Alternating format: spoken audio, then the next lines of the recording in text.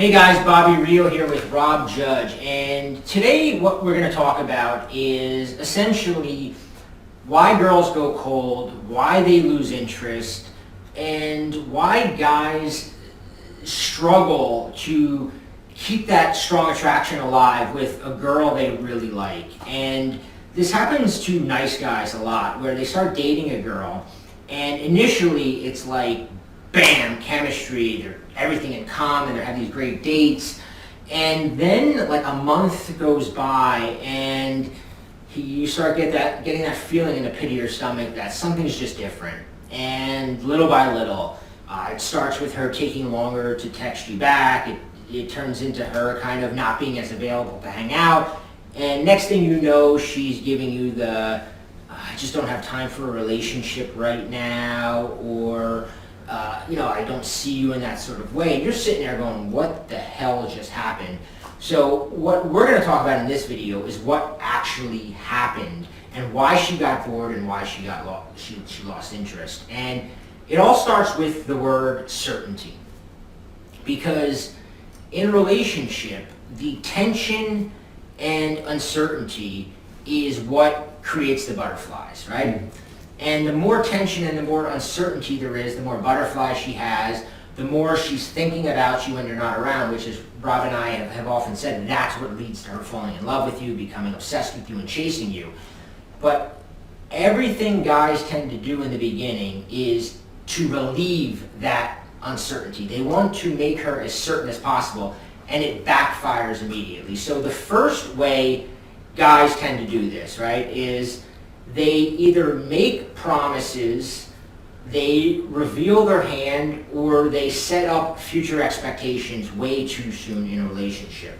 Well, one of the first ways I think guys really get this wrong is by making promises or giving her reassurances that they really don't need to do and should not do early in the interaction. A lot of the times guys think, oh, the more sure I make her of the relationship or my commitment to her, the better. And while that might work with your girlfriend, or that might work, a month or 2 months into dating a girl, if you're doing that too much too soon, it's, like you said, it's really going to backfire and it's not going to be pretty. Yeah, and girls, like a lot of times we think we're doing what she wants, because a girl will say something like, so what do you see this? Do you see this, where do you see this going? Or what am I to you? And like we're like all of a sudden paranoid, oh shit, she wants me to tell her that I really like her and that I see a future. So we start going like, yeah, like I really like you and I see a future with you. Or sometimes you do it on your own. Sometimes we get this bottled up, like you just want to blurt it out because you're having this great date with her, and I've done it where, after a couple of dates I'm like, I really like you. It could be subtle. Sometimes it's something as subtle as you're too aggressive about insinuating things that you guys should do together in the future. Like maybe she mentions she likes to go skiing, and it's in the summertime, and you start saying, well, this winter, there's this great ski spot we got to go to, and you're like kind of planning out in the future, which is making her go, oh, he's thinking long term, which kind of, there's a little bit of certainty that she's got now, oh, he is thinking long term, when in reality you always kind of want her guessing. The second thing is more tactical, in the sense that you want to not reveal things about yourself all at once. A lot of times as guys we get diarrhea in the mouth. As we're talking to a girl, we want to just tell her all our accomplishments, everything about ourselves, because we think that the more we tell her, the more she's going to, like and trust us. But a lot of times it actually diffuses some of her curiosity about you. Yeah, and one of the easiest ways I always advise guys, when they first meet a girl, is that when you see that she's interested in something, when you say something, maybe she asks your job, and you tell her, and her eyes light up, and she wants to know more about it, or you tell her some places you traveled, and she wants to know more about it.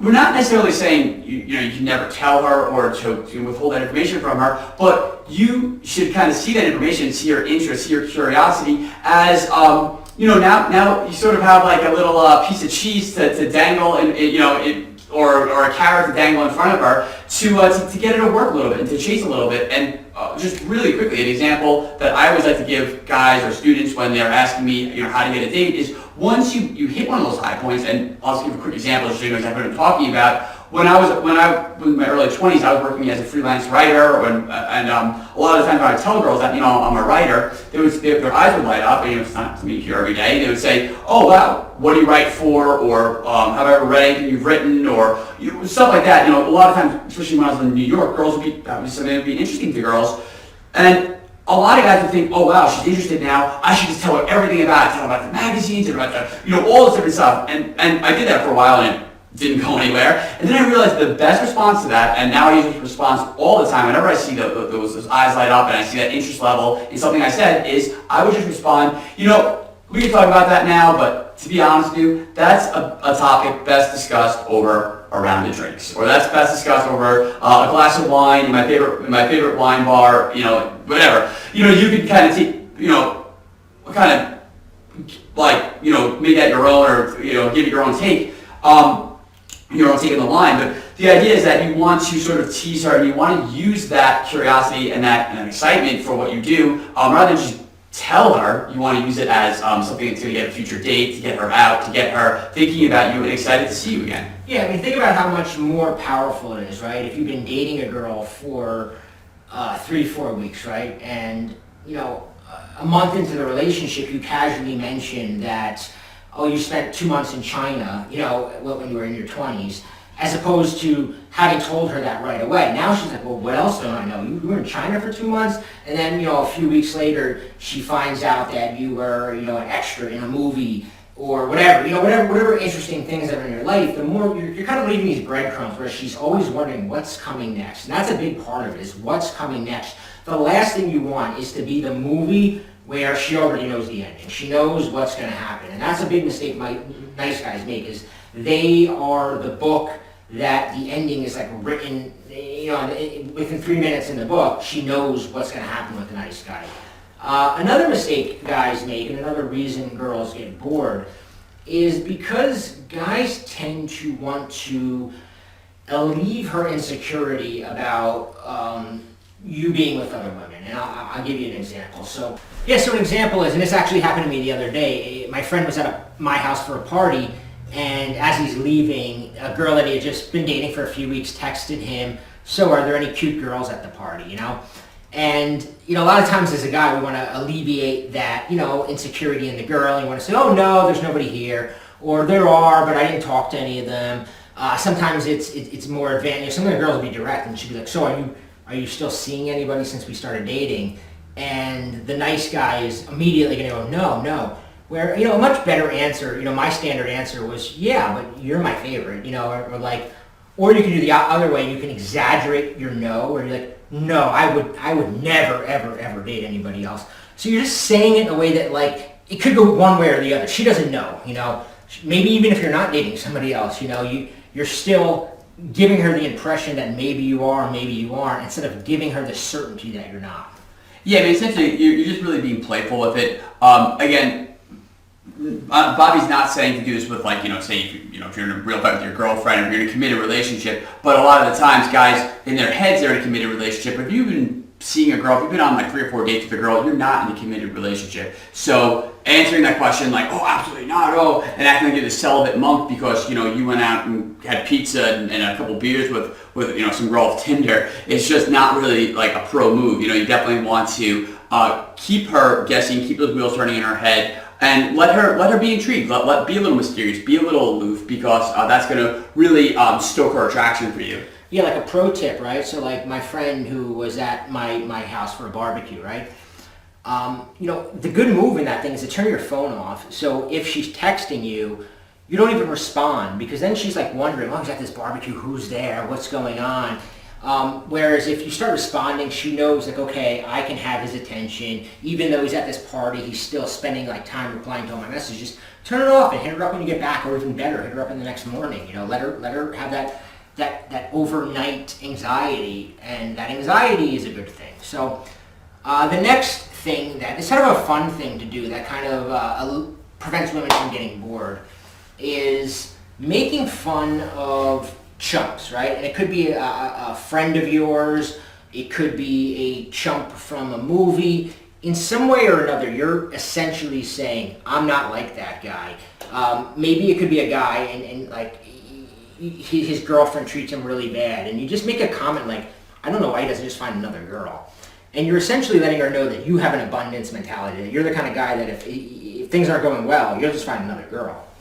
Movies are great, and you have a... Oh, absolutely. In fact, this is such a key piece of information. It's such a great tip that Bobby's revealing. I actually, for a long time, used to call this the golden topic, because what's so great about what Bobby's describing is when you're sort of poking fun at a guy who really doesn't get it, maybe even if he's acting too clingy and it's creepy or whatever, and you're pointing it out, and you're doing it in a fun way. You're not doing it like necessarily in a mean way. You're just kind of like, oh man, that guy oh my God, like I didn't get it. The next thing you know, he's gonna be standing outside her window with a boombox, and you're bringing some pop culture references, and you're creating this sort of fun vibe, and you're letting her get in on it. If she's sort of adding her own jokes, you're doing it right. It's not just a fun thing. It's not just a fun topic for you and a girl that that you're kind of hitting it off with to vibe on. It's also the subtext establishes that you're really not like that guy. You're not like this creepy guy. That she doesn't have to worry about you being a social liability, about you being weird or clingy, or you're not going to do something that's egregiously wrong. And one of my favorite places to do it, actually, if you're ever out at a bar, or if you're out meeting people in a social situation, is just